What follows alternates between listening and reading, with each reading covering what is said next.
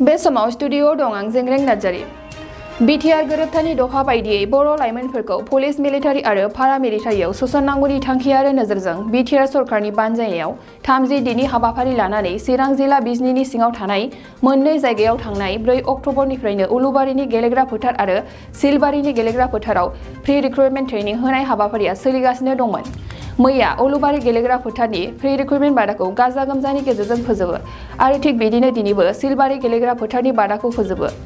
बे हाबाफारियावनो बाहागो लानो हायो बिटिआरनि मावफुंगिरि सोद्रोमा धनन्जय बसुमतारी, इउपिपिएलनि आफादगिरि गुनेश्वर गयारी आरो बाहागो लानो हायो इउपिपिएलनि अर्गेनाइजिं सेक्रेटारि फनिन बर', बिजनी दख'रा एबसुनि आफादगिरि एवस्रां बसुमतारी, लोगो आफादगिरि सुबिलाल दैमारी, लोगो नेहाथारि हृदय बसुमतारी, बिजनी जिल्ला इउपिपिएलनि गाहाय नेहाथारि चरण बसुमतारी, सुबाइजार ब्लक टिसिसिएलसिनि मासिगिरि सतीश बसुमतारी। बे समाव बाहागो लानानै बिटिआरनि मावफुंगिरि सोद्रोमा धनन्जय बसुमतारीया बड'लेण्ड बुब्लिनि खौरांगिरि मोगथां बर'नि सोंथियाव बुङो दि बिटिआर गोरोबथानि दफा बायदियै बर' लाइमोनफोरखौ पुलिस मिलिटारि आरो पारामिलिटारियाव सोसननांगौनि थांखिजों लाइमोनफोरखौ रोंखा राखा एबा साखाफारा खालामनो सरकारनिफ्राय दाब दाब जायगायाव प्रि रिक्रुटमेन्ट ट्रेनिं बादा होबोबाय थादों। दिनैहाय सारा बिटिआर ओनसोलाव जोङो प्रि रिक्रुटमेन्टनि थाखाय जिहेतु ट्रेनिं बादा सोलिबाय थादों। जे बिटिसि गभर्नमेन्टनि जितु सुक्तिजों फैफानाय सारा बिटिआर ओनसोलनि इयुथ लाइमोनफोरखौ बिसोरखौ जितु थिसननायनि जितु पलिसि, बे थिसननायनि पलिसि दंब्लाबो जों बिसोरखौ गासिबो साखाफारा खालामनायनि सार्थआव बा गोरों रोंखा खालामनायनि सार्थआव जोङो गोबां जायगायाव प्रि ट्रेनिं रिक्रुटमेन्ट बादा खालामबोबाय थादों। बेयाव जोंनि मानास सेरफां समस्ति एबा बिजनी जिल्लानि गाहायाव जायफोर प्राइमारिफोर दं बेफोराव जों मोनफ्रोमबो जायगायाव बेबायदि ट्रेनिं बादा लागासिनो दं। फैयै फैयै दिनै बे मानास सेरफां समस्तिनि बे सिलबारि होननाय गामियाव मोनसे क्लोजिं सेरेमनि खालामदों। बे क्लोजिं सेरेमनियाव गोबां गथ'फ्रा बाहागो लादों। दिनैहाय बिसोरो गासिबो साखाफारा जाजोब्बाय आरो बिसोरो एसएससिनि ट्रेनिं होनायनि थाखाय गावखौ भबिष्यतनि लामायाव लांनो थाखाय बा भबिष्यताव गावनि आथिङाव गसंनायनि थाखाय दिनै बिसोर साखाफारा जाजोब्बाय। बिसोरो दिनै रेडि खाजोब आरो बेयाव रिक्रुटमेन्टनि जुदि बेबस्था जायोब्लानो बिसोर गासिबो हाजोबसिगोन। गिबियावनो बड'लेण्ड बुब्लिनिसिम आंनि गोसो गोरबोनिफ्राय रोजा रोजा साबायखर बावहरग्रोनाय थाबाय।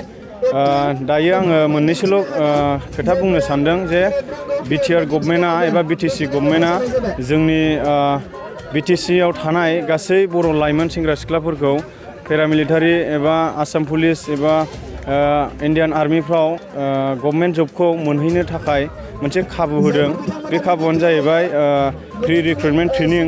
दा बे प्रि रिक्रुटमेन्ट ट्रेनिंखौ जोंनि बिजनी चिरां डिस्ट्रिक्टनि सिङाव थानाय बिजनी महकुमानि सिङाव थानाय सिलबारि अनजालि क्लाबनि गेवलां फोथाराव थांनाय 4 अक्ट'बरनिफ्राय दिनैसिम 4 नभेम्बरसिम बे स्पेसियेल प्रि रिक्रुटमेन्ट ट्रेनिंखौ खुंनाय जादों। दा बेवहाय जोङो मर देन 300निफ्रायबो बांसिन पार्टिसिपेन्टफ्रा बाहागो लादोंमोन।